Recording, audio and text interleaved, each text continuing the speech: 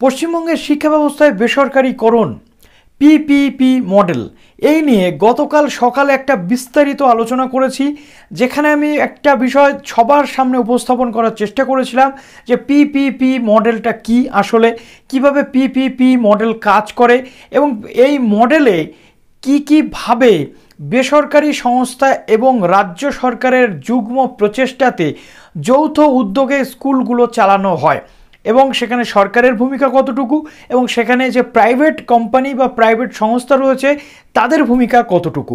এবং এইটা নিয়ে কিন্তু গত 24 থেকে 48 ঘন্টার মধ্যে আমাদের গোটা রাজ্যে একেবারে বলতে গেলে বিদ্যুৎ তরঙ্গ কিন্তু খেলে গেছে। এই যে নতুন যে শিক্ষার খসড়া বা এই যে ড্রাফট গাইডলাইন চলে এসেছিল শিক্ষা দপ্তর বা স্কুল এডুকেশনের পক্ষ থেকে, বিভিন্ন নিউজ চ্যানেল থেকে শুরু করে বিভিন্ন শিক্ষা মহল, বিভিন্ন শিক্ষক সংগঠনের পক্ষ থেকে একাধিক বিবৃতি, ভালো দিক খারাপ দিক সুবিধা অসুবিধা নিয়ে কিন্তু পর্যালোচনা হয়েছে। তো আজকের এই ভিডিওতে আমরা জানবো যে এই বিষয়ে এবার শিক্ষা দপ্তরের বক্তব্য কি, আলটিমেটলি শিক্ষা দপ্তর কি বলছে, এর বাস্তবটা আসলে কি, সম্পূর্ণ তথ্যটা আজকে এই ভিডিওতে আমরা শেয়ার করব। তার পাশাপাশি বিশিষ্টজন, বিদ্বজন এবং শিক্ষাবিদ, শিক্ষক সংগঠনের বক্তব্য কি, অদূর ভবিষ্যতে এটা নিয়ে কতটা পজিটিভ রয়েছে রাজ্য সরকার, আলটিমেটলি কি হতে চলেছে সেই তথ্যটা আপনাদের সামনে তুলে ধরতে চলেছি এই ভিডিওতে। তো যারা নতুন আছেন এই চ্যানেলে অবশ্যই চ্যানেলটিকে সাবস্ক্রাইব করে বেল আইকনটি প্রেস করে দিন, যাতে সব আপডেটগুলো টাইম টু টাইম আপনারা এখান থেকে পেয়ে যান। ভিডিওটিতে একটি লাইক করে দেবেন, বন্ধুদের মাঝে শেয়ার করে দেবেন, যাতে সবাই এই তথ্যটি সম্পূর্ণভাবে জানতে পারে, কমপ্লিট গাইডেন্স পেতে পারে যে কি বক্তব্য উঠে আসছে। তো চলুন ওয়ান বাই ওয়ান পয়েন্ট ধরে ধরে কিন্তু এই বিষয়টা আমরা এবার দেখব। গতকাল আমরা দেখেছি যে ড্রাফট গাইডলাইনটা ছিল শিক্ষা দপ্তর বা স্কুল এডুকেশন ডিপার্টমেন্টের পক্ষ থেকে। সেই স্কুল এডুকেশন ডিপার্টমেন্টের পক্ষ থেকে যে ড্রাফট গাইডলাইনটা ছিল সেটা কিন্তু সোশ্যাল মিডিয়াতে যথেষ্ট ভাইরাল হয়েছিল। শুধুমাত্র সোশ্যাল মিডিয়া নয়, ইলেকট্রনিক মিডিয়া থেকে শুরু করে প্রিন্ট মিডিয়া সমস্ত জায়গাতে আপনারা যদি জাস্ট একটা ওয়ার্ড সার্চ করেন যে PPP model in West Bengal, সম্পূর্ণ জায়গাতে কিন্তু আপনারা পেয়ে যাবেন। এবং ইউটিউবে যদি সার্চ করেন যে PPP model in West Bengal, তাহলে কিন্তু আমাদের এই চ্যানেলের ভিডিওটা সবার আগে আপনারা পেয়ে যাবেন। তো এই যে ড্রাফট গাইডলাইনটা ভাইরাল হয়েছিল, এই ভাইরাল হওয়া প্রসঙ্গে শিক্ষা দপ্তর নির্দিষ্ট বক্তব্য পেশ করেছে, তবে সেখানেও রয়েছে একাধিক ধোঁয়াশা। তার পাশাপাশি একাধিক মহলের পক্ষ থেকে কি বক্তব্য উঠে আসছে, পয়েন্ট নাম্বার 1 আমরা এবার জানব। প্রথমত আমরা জানি কেন্দ্রের যে জাতীয় শিক্ষানীতি, সেই জাতীয় শিক্ষানীতি যে ইমপ্লিমেন্ট করতে হবে, এটা নিয়ে কেন্দ্র সরকার বারবার রাজ্যগুলোকে কিন্তু ডিফারেন্ট নোটিশ জারি করছে। কিন্তু একাধিক রাজ্য রয়েছে ইনক্লুডিং পশ্চিমবঙ্গ, সেন্ট্রাল গভর্নমেন্টের এই যে জাতীয় শিক্ষানীতি বা এনইপি 2020 কিন্তু বিরোধিতা করে আসছিল প্রথম থেকেই। অনেকের মতে যে এবার কেন্দ্র সরকারের পাশাপাশি রাজ্য সরকারও শিক্ষা ব্যবস্থাকে বেসরকারীকরণের মাধ্যমে বা প্রাইভেটাইজেশনের মধ্যে দিয়ে সেই জাতীয় শিক্ষানীতিকে কোনোভাবে ইমপ্লিমেন্ট করতে চাইছে এবং বলতে গেলে বেসরকারীকরণের দিকে এগিয়ে দিতে চাইছে বর্তমানে রাজ্যের শিক্ষা ব্যবস্থাকে।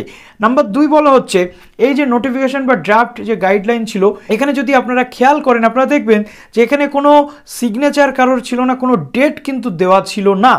সুতরাং এখান থেকে অনায়াসে এটাকে ফেক নোটিফিকেশন বলে কিন্তু গণ্য করা হতে পারে।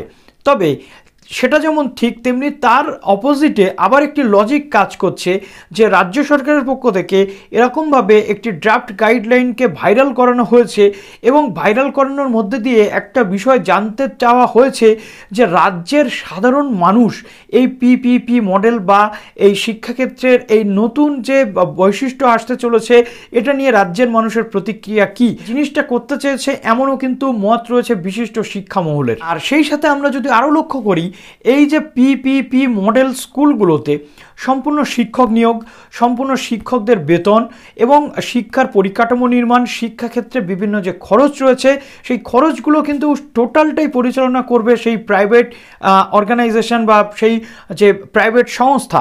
এবং এর ফলে আমরা এটা কিন্তু এখনও কিন্তু ভাবতেই পারছি না যে তার খরচ কি হতে চলেছে। মেবি এর ফলে সাধারণ যে পরিবারভুক্ত পড়ুয়ারা রয়েছে তাদের ক্ষেত্রে কিন্তু একাধিক সমস্যা তৈরি হতে পারে। এবং শুধু তাই নয়, শিক্ষক নিয়োগের ক্ষেত্রে এবং চাকরির যে মেয়াদ বা চাকরির ক্ষেত্রেও কিন্তু একাধিক যে ইনসিকিউর ব্যাপার সেটা কিন্তু চলে আসতে পারে। একাধিক শিক্ষক সংগঠন যেমন রাজ্যে সামিল হয়েছে, তেমনি আমরা দেখতে পাচ্ছি বিভিন্ন শিক্ষা মহল থেকেও এর বিরুদ্ধেই কিন্তু প্রতিক্রিয়াটা এখনও পর্যন্ত বেশি আসছে। অর্থাৎ এর যে নেগেটিভ ইম্প্যাক্ট সেটা কিন্তু এই দুদিনে মোটামুটি একটা আমরা লক্ষ্য করতেই পেরেছি। শিক্ষক সংগঠন এর জন্য কিন্তু আন্দোলন করতেও কিন্তু পরিকর হয়ে উঠেছে। পিপিপি মডেলের একটা অন্যতম বৈশিষ্ট্য হলো গুণগত মানের শিক্ষা প্রদান করা স্কুলগুলোতে, অর্থাৎ প্রাইভেটাইজেশন বা যুগ্ম উদ্যোগ বা যৌথ উদ্যোগ যাই কিছু আমরা বলি না কেন, এর একটি উদ্দেশ্য হচ্ছে কোয়ালিটি এডুকেশন প্রোভাইড করা, আরও বেশি উন্নত মানের শিক্ষা প্রোভাইড করা। সেটা যদি হয় তাহলে রাজ্য সরকারের স্কুলগুলোতে বা সরকারি শিক্ষা প্রতিষ্ঠানে সেটা কেন সম্ভব নয়? যেখানে একটা প্রাইভেট সংস্থা তাদের সমস্ত কিছু ইমপ্লিমেন্ট করে সমস্ত সিস্টেমটাকে চেঞ্জ করে তারা উন্নত মানের করতে পারে, সেখানে আমাদের সরকার এত টাকা ইনভেস্ট করে শিক্ষার পিছনে, তাহলে সরকারি ক্ষেত্রে কেন সেটা সম্ভব নয়? এটা নিয়েও কিন্তু প্রশ্ন তুলেছে একাধিক মহল। এর পাশাপাশি একটা সবচেয়ে বড় গুরুত্বপূর্ণ দিক হচ্ছে যে রাইট টু এডুকেশন অ্যাক্ট, অর্থাৎ মৌলিক অধিকার, শিক্ষার মৌলিক অধিকার যেটা রয়েছে সংবিধানে, শিক্ষার মৌলিক অধিকার নীতি। অতএব রাইট টু এডুকেশন অ্যাক্ট অনুযায়ী প্রত্যেকটা শিশু বা শিক্ষার্থীকে সমভাবে বিনামূল্যে প্রারম্ভিক শিক্ষা থেকে শুরু করে শিক্ষা প্রদানের যে রীতি বা শিক্ষা প্রদানের যে নীতি বা আইন রয়েছে, সেই জায়গায় কিন্তু প্রাইভেটাইজেশন যদি হয়ে যায় বা বেসরকারিকরণ যদি হয়ে যায়, কোথাও কিন্তু সেটা ক্ষতিগ্রস্ত হবে এবং নিশ্চিতভাবে ক্ষতিগ্রস্ত হবে। কেননা একটা প্রান্তিক স্টেজের কোনো স্টুডেন্ট, একটা প্রান্তিক পরিবার থেকে বিলং করা কোনো স্টুডেন্ট, দিন আনা দিন খাওয়ার ব্যাপার রয়েছে, একবেলা খাওয়া হয় না, এরকম অনেক স্টুডেন্টও রয়েছে। তাদের জন্য কিন্তু সার্বজনীন প্রারম্ভিক শিক্ষা বা তাদের জন্য কিন্তু মাধ্যমিক শিক্ষা, বিনামূল্যে শিক্ষার যে ব্যবস্থা, মিড ডে মিল প্রদান, সমস্ত যে পরিকল্পনা বা প্রজেক্টগুলো কিন্তু এখনও আমাদের টোটাল রাজ্য বেসিস বা দেশ বেসিস কিন্তু চলে আসছে।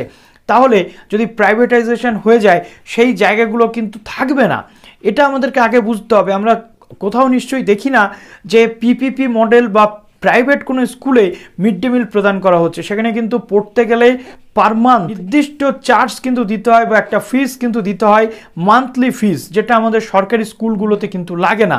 সুতরাং এই জায়গাতে কিন্তু একটা বড় ফারাক আসতে চলেছে। যদি এই খসড়াটি আলটিমেটলি পরিণত হয় সম্পূর্ণ আইনে বা এই যে শিক্ষা ব্যবস্থার মধ্যে এটা যদি ইমপ্লিমেন্ট সত্যি সত্যি হয়ে যায়, শুধু তাই নয়, পড়াশোনার যে খরচ, বেতন, অন্যান্য যে বিষয়, সেটা কিন্তু ঠিক করবে এই বেসরকারি সংস্থা। বেসরকারি স্কুলের ক্ষেত্রে যদি আমরা দেখি যে শিক্ষা স্তরের মান বাড়ানো বা স্কুলের মান বাড়ানো বা সমস্ত ইনফ্রাস্ট্রাকচারের মান বৃদ্ধি, সেক্ষেত্রে কিন্তু খরচ বাড়বে তার পাশাপাশি, আর সেই খরচটা কিন্তু বহন করতে হবে স্টুডেন্টকে। স্কুলের এই যে মান্থলি ফিস বা ইয়ারলি ফিস যাই কিছু হোক, এটা কিন্তু প্রান্তিক স্তরের যারা স্টুডেন্ট থাকবে তাদের ক্ষেত্রে বেয়ার করাটাই কিন্তু সমস্যা। এর ফলে শিক্ষা থেকে কিন্তু বঞ্চিত হতে চলেছে একটা বড় অংশ। কেননা আমাদের দেশের যে অর্থনৈতিক কাঠামো, আমরা যদি দেখি যে পার হেড যে ইনকাম আমাদের দেশের প্রতি ফ্যামিলি পিছু, সেটা কিন্তু আমরা ইউরোপিয়ান কান্ট্রি বা ইউএসের সাথে কখনোই তুলনা করতে পারি না।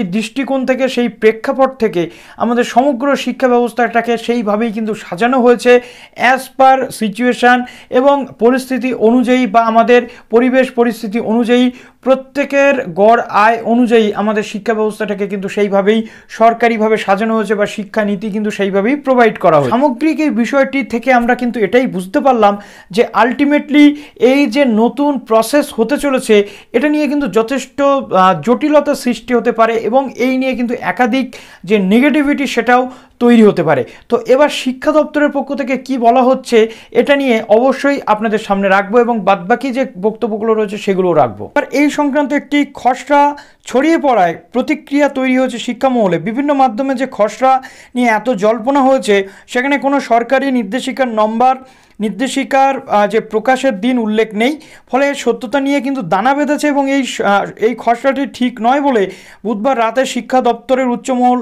দাবিও করেছে। যদিও এ নিয়ে প্রতিক্রিয়া জানিয়েছে শিক্ষামহলের একাংশ। তো এখানে মনীষ জৈন স্যার যিনি রয়েছেন শিক্ষা সচিব, তিনি এটাকে নাকচ, কোনো নির্দেশিকা জারি করা হয়নি এবং যদি জারি করা হয়ে থাকে তাহলে সেটা বাতিল। সেভ এডুকেশন কমিটির সম্পাদক কি বলছেন, এই উদ্যোগ যদি হয় তা শিক্ষাকে বেসরকারিকরণের প্রাথমিক ধাপ বলেই মনে করতে হবে। এটা হলে কেন্দ্রীয় সরকারের বিতর্কিত জাতীয় শিক্ষানীতির ছায়া বলে মনে হতে পারে। নেক্সট রয়েছে পশ্চিমবঙ্গ সরকারি বিদ্যালয় সমিতির সম্পাদক যিনি রয়েছেন তিনি বলছেন 6 থেকে 14 বছর পর্যন্ত শিশুর শিক্ষার আইন অধিকারে পড়ে এবং এ ব্যবস্থা করা যে কোনো সরকারের দায়িত্ব। মাধ্যমিক শিক্ষক ও শিক্ষাকর্মী সমিতির নেতা অনিমেষ হালদার বলছেন এটা চালু হলে শিক্ষাকে সাধারণ মানুষের কাছ থেকে কেড়ে নিয়ে টাকা যার শিক্ষা তার নীতিতেই কার্যকর হবে।